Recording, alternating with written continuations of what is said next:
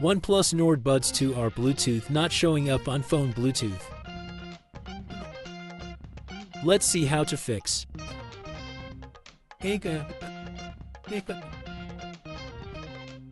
You need to reset your OnePlus Nord Buds 2R.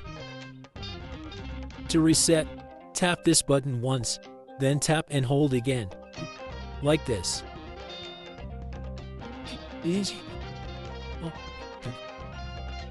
Hold this for about 10 seconds.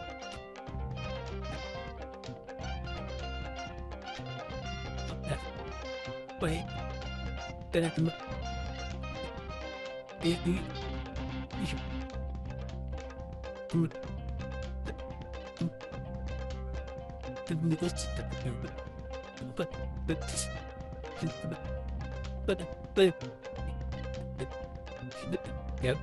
Now your Bluetooth headphones are connecting.